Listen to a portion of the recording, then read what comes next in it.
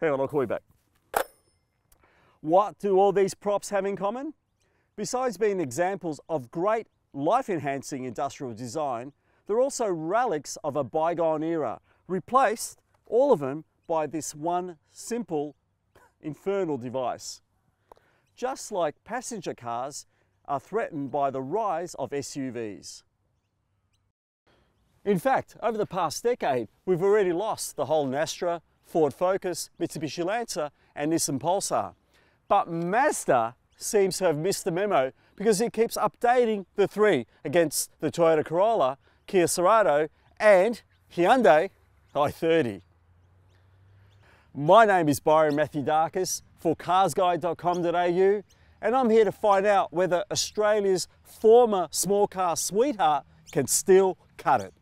Let's go. Fun fact, in 2015 there were 35 small car options for Australian small car buyers, but by 2023 that dwindled down to just 20, and the small car market has shrunk from 20 to just 6.5%. So it's not surprising that Mazda has rationalised the MY24-3 range, with fewer grades and no more manuals, sadly.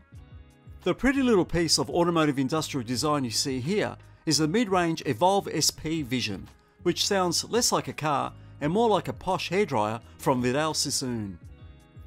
Priced from $36,520 before on-road costs, this Mazda 3 is a sporty and well-equipped alternative to the likes of the speedy Hyundai i30 N-Line Premium, spacious Kia Cerato GT Turbo, new Subaru Impreza all-wheel drive 2-litre R, and evergreen Toyota Corolla ZR.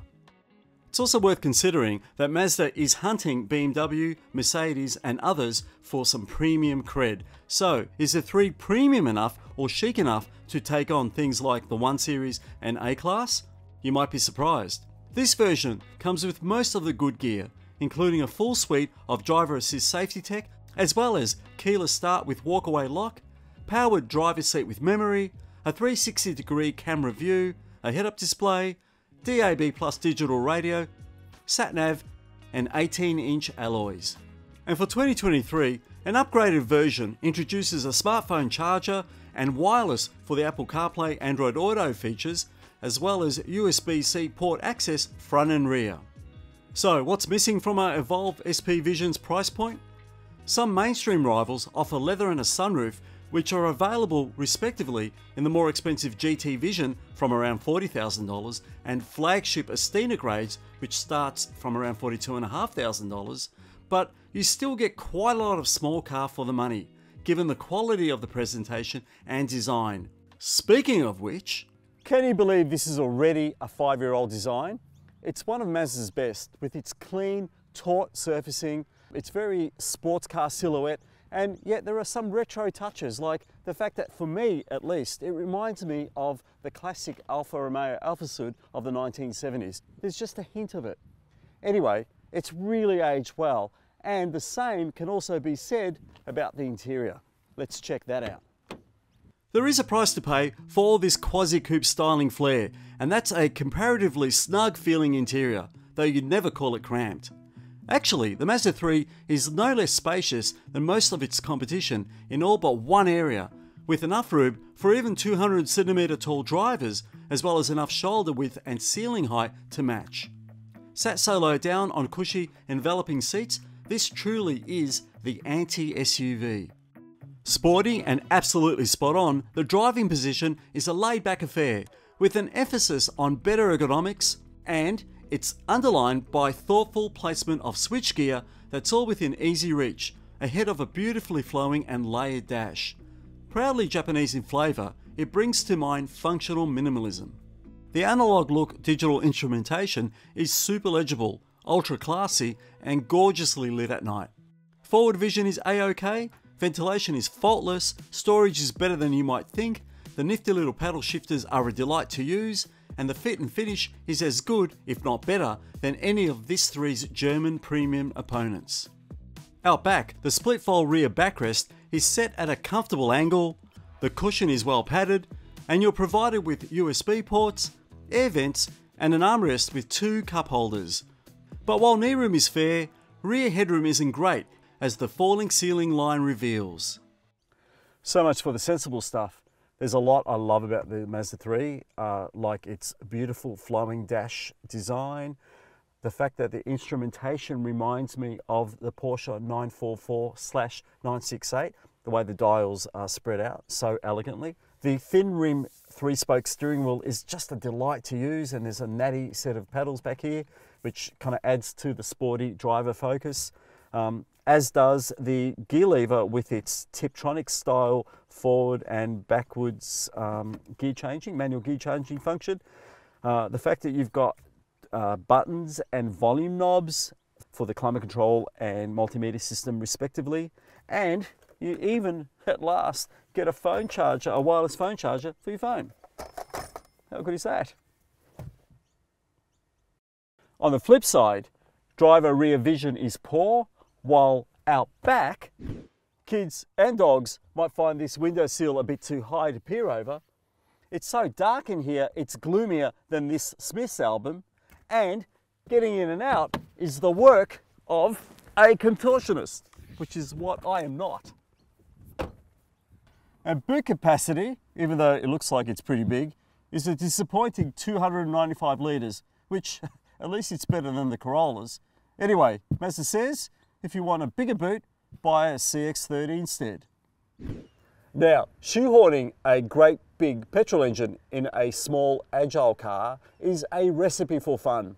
Ford did it in the 1970s with the Escort RS 2000, and now the Mazda 3 G25 does the same.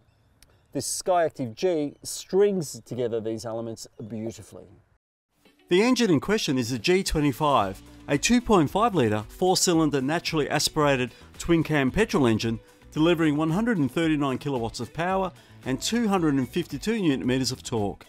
It offers a sport mode to extend the revs even further, which is in keeping with the Mazda's sporty character. Less so is the company's decision to ditch the old multi-link independent rear suspension system a few years back for a more prosaic torsion beam arrangement. How that affects ride and handling? Well, we'll get to that in a moment. 20 years ago, Mazda released the original Mazda 3, and it changed the small car landscape with its sophisticated engineering, great styling, and excellent value for money. Now, in 2024, let's see how the updated version drives. This is the G25 Evolve SP Vision. That's quite a handful, and immediately you feel the big torquey nature of this 2.5 litre 4-cylinder petrol engine. It's effortless, whether you're driving around town or you're out on the open road. One of my favourite things about Mazda actually is that its petrol engines, which don't use turbos, they have a deep, broad torque band that you can access while you're revving it really hard. So if you're revving it past, say, 4,000 RPMs, it's like it gets a second wind, and it just gives you that extra muscle, that extra oomph for overtaking. The smaller 2-litre engines like that, and this 2.5 litre engine's the same. So it means that these cars are deceptively quick. They're also refined, they're smooth, and fairly economical for the performance you get. The steering is really delightful. It has a tactility and a response that is right up there with the class best. Now, we're talking about things like the Ford Focus and BMW 1 Series. Those cars are driver's cars, so is this. If you know of a ribbon of road that has tight corners and sweeping curves, you'll love the way this car handles them. It really is fluid and fluent in the way it handles and steers and holds the road. Again, right up there with the class best.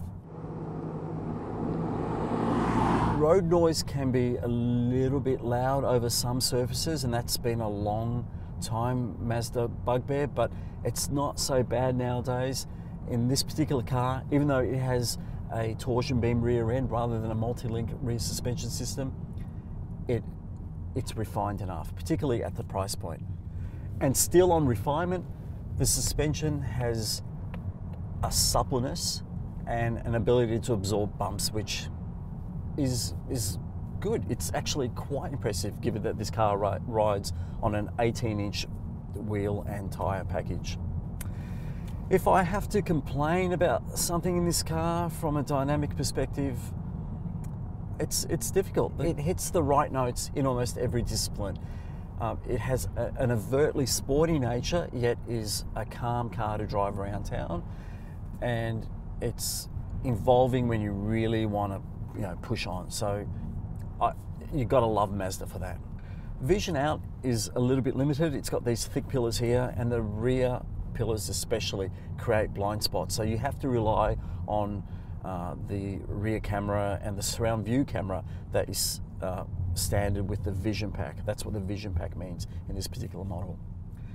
Other than that, I think Mazda has nailed it. Its gentle evolution of the Mazda 3 since this particular generation was launched in early 2019 has been consistent. I think that this is as good a car as Japan's other great small car, and that's the Honda Civic Hybrid, and it's certainly at least as good as an Audi A3 in terms of quality and presentation, Mercedes-Benz A-Class in terms of sportiness and design, and the BMW 1 Series / 2 Series in terms of just the way it performs. It's right up there. Mazda's goal has been to be premium, and I think this aspiration is realised in models like the 3 for 2024. Well done, Mazda. Good job. Mazda claims a G25 averages 6.6 litres per 100 kilometres on the combined cycle. Driven hard in our hands, we managed 7.5 litres, which is not bad given the speed and conditions in which it was subjected to. Plus, the Mazda's happy to drink from the 91 RON standard unleaded petrol Bowser. Tested way back when this generation was new in early 2019, the Mazda 3 scored a 5-star crash test rating. The latest round of improvements sees pretty much all the latest driver assist safety tech like front and rear AEB, adaptive cruise control with traffic crawl functionality, and super nuanced lane keep assist included. Read my full review at carsguide.com.au for all the safety details. Mazda offers a 5-year unlimited kilometre warranty with 5 years of roadside assistance, which, let's face it, is nothing special nowadays. Service intervals are at 12 months or, now, every 15,000 kilometres. A fixed price servicing scheme is also available, averaging out to $434 annually over the first 5 years. And if you intend to keep this car forever, Mazda shows pricing right up to 16 years and 240,000 Ks. Surely this shows some strong faith in the product. I think the latest Mazda 3 is one of the best small car buys on the market right now. With sports car handling, great styling, efficient packaging that's better than an SUV, and great efficiency, it represents a whole bunch of cars rolled into one. A bit like a smartphone. Sure, it's got a small boot and rear vision is poor, but other than that, there aren't any glaring faults.